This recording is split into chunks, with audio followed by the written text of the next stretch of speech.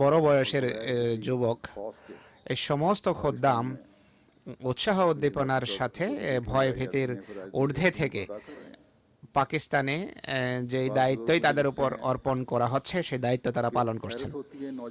কোনো কোনো বুজুর্গ আমাকে লেখেন যে এই যুবকদের ইমানি উদ্দীপনা দেখে আমরা আশ্চর্য হই।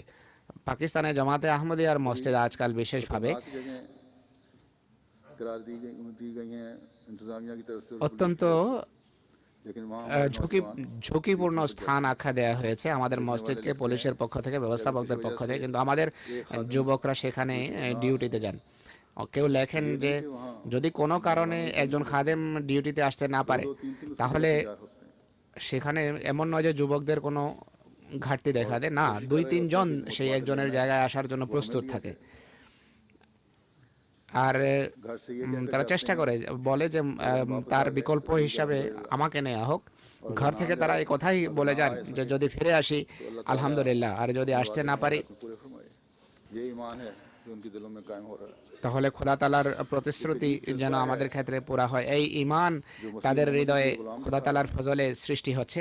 এক অদ্ভুত প্রেরণা মোহাম্মদী মসির দাসদের ভিতর আমরা দেখতে পাচ্ছি। আল্লাহ তাআলা তাদের ঈমানকে চিরঞ্জীব করুন এবং তাদেরকে খোদা তাআলা বিশেষভাবে হেফাজত করুন। আজ মোহাম্মদী মসির মান্যকারী যুবকরা এক বিস্ময়কর ইতিহাস রচনা করছেন। এরা সেই যুবক শ্রেণী যারা নিজেদের অঙ্গীকারের হেফাজত এবং তাওহীদ প্রতিষ্ঠার ক্ষেত্রে কারো তুলনায় পিছিয়ে নেই। প্রকৃতপক্ষে এরা সেই শ্রেণী যারা নিজেদের ধন সম্পদ, প্রাণ এবং সম্মানের হেফাজতের জন্য সবসময় প্রস্তুত। নিশ্চয় এরা খোদার সন্তুষ্টি অর্জনকারী নিঃসন্দেহে। সুতরাং তাকওয়ার উপর পরিচালিত হয়ে প্রতিষ্ঠিত থেকে ইবাদতের মান উন্নত করে খোদার সন্তুষ্টি পূর্বের তুলনায় অধিক হারে, অধিক মাত্রায় অর্জনের চেষ্টা আপনারা জারি রাখুন। এখানে আপনারা যারা আমার সামনে বসে আছেন বা যারা ইজতেমা গাহতে আছেন, আজকে খুদ্দামুল আহমদের ইজতেমা হচ্ছে, আর যারা সরাসরি আমার সম্বোধিত তাদেরকে তারা আল্লাহ তাআলার ফজলে স্বাধীন ইজতেমা করার স্বাধীনতা রাখেন, স্বাধীন পরিবেশে ইজতেমা করতে পারেন। আর যে অনুষ্ঠানেই তারা সাজাতে চান সেই অনুষ্ঠান ইচ্ছা মতো তারা সাজাতে পারেন।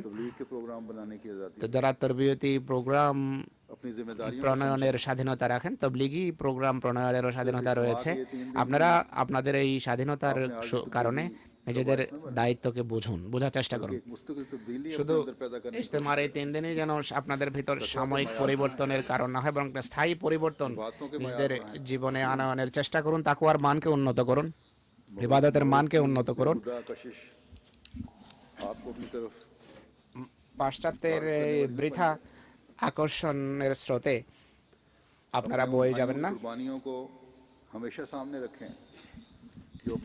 নিজেদের সেসব ভাইয়ের কোরবানিকে সর্বদা দৃষ্টিপটে রাখুন যারা নিজেদের ইমানকে দৃঢ় থেকে দৃঢ়তর করার জন্য আহমদিয়ত এবং সত্যিকার ইসলামের পতাকাকে উড্ডীন রাখার জন্য সব ধরনের সম্ভাব্য প্রচেষ্টা তারা চালিয়ে যাচ্ছেন। নিজেদের বিশ্বস্ততা এবং অঙ্গীকারকে পূর্ণ করার জন্য সব ধরনের ত্যাগ এবং তিতিক্ষা তারা করে চলছেন। কাজেই আপনারা এই স্বাধীনতার কৃতজ্ঞতা স্বরূপ যেখানে নিজেদের ইবাদত সমূহকে এবং তাকওয়ার মানকে সমুন্নত করুন, সেখানে আহমদিয়তের বাণী সর্বত্র পৌঁছে দেওয়ার জন্য পরিপূর্ণ প্রচেষ্টা এবং ভূমিকা আপনারা রাখুন। তবলিগের সম্ভাব্য সকল যে মাধ্যম তা আপনারা অবলম্বন করুন। আধুনিক যে ব্যবস্থা রয়েছে সেগুলো যুবকরা বেশি করে ব্যবহার করতে পারে। আহমদিরা আজকাল আহমদিকে 2 ধরনের দায়িত্ব আজ পালন করতে হবে। এক, এই তবলিগের ধারাও এটি দুটি। এক হচ্ছে আভ্যন্তরীণ বা আত্মশুদ্ধির যে প্রেরণা, এটি করতেই হবে। এছাড়া বাইরে যে তবলিগের যে ধারা তাও 2 ধরনের। এক হচ্ছে ইসলামের বিরুদ্ধে যে ধরনের অভিযান চালানো হচ্ছে তাতে অংশ নিয়ে ইসলামের প্রতিরক্ষা নিশ্চিত করতে হবে। আর দ্বিতীয়ত আহমদিয়াদের বিরুদ্ধে যে আক্রমণ করা হচ্ছে তাকে তার প্রতিরক্ষা নিশ্চিত করতে হবে।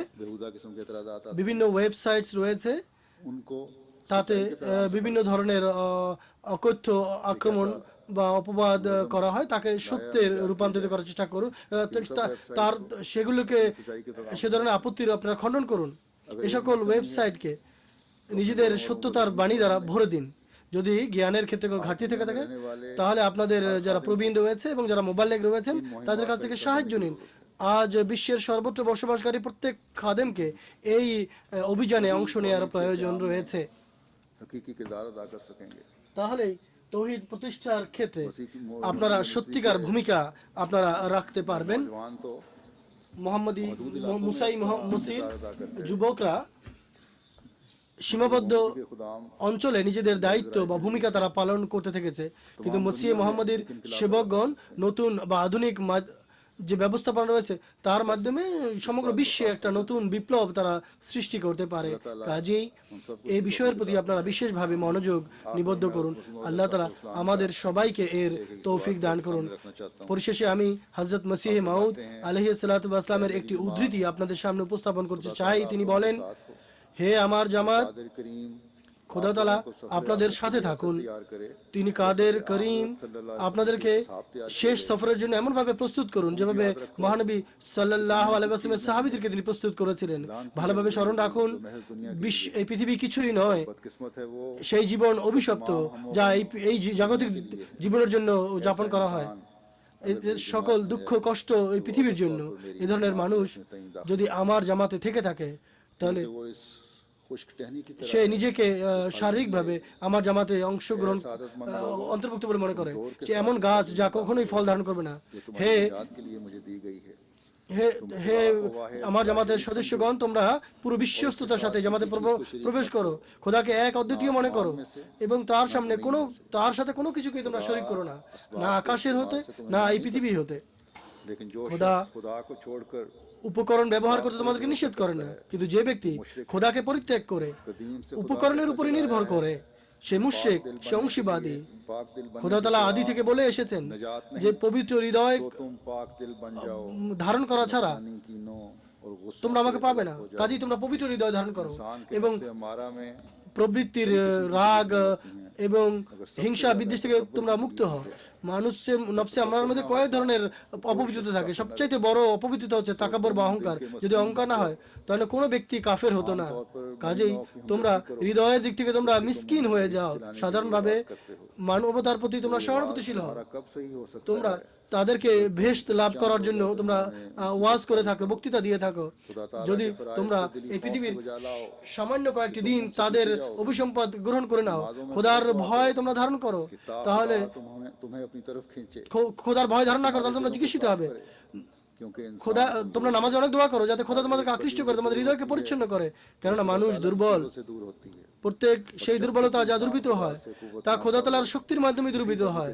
যতক্ষণ পর্যন্ত মানুষ খোদার কাছ থেকে শক্তি লাভ না করে ততক্ষণ পর্যন্ত কোনো ধরনের দুর্বলতা এবং অপবিত্রতা দূর করতে পারে না।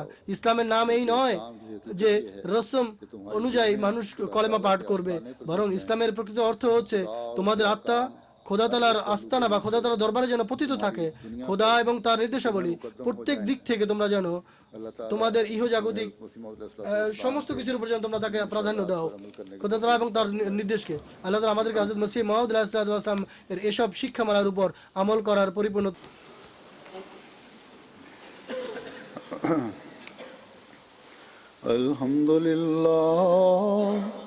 আলহামদুলিল্লাহ নাহমাদুহু ওয়া নাস্তাঈনুহু ওয়া নাস্তাগফিরুহু ওয়া নু'মিনু বিহি ওয়া নাতাওয়াক্কালু আলাইহি ওয়া নাউযু বিল্লাহি মিন শুরুরি আনফুসিনা ওয়া মিন সাইয়্যাতি আ'মালিনা।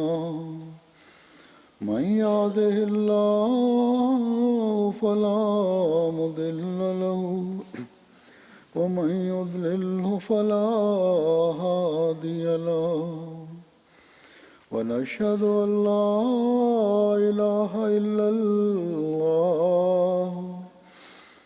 أشهد أن محمدا عبده ورسوله عباد الله رحمكم الله إن الله يأمر بالعدل والإحسان وإيتاء ذي القربى وينهى عن الفحشاء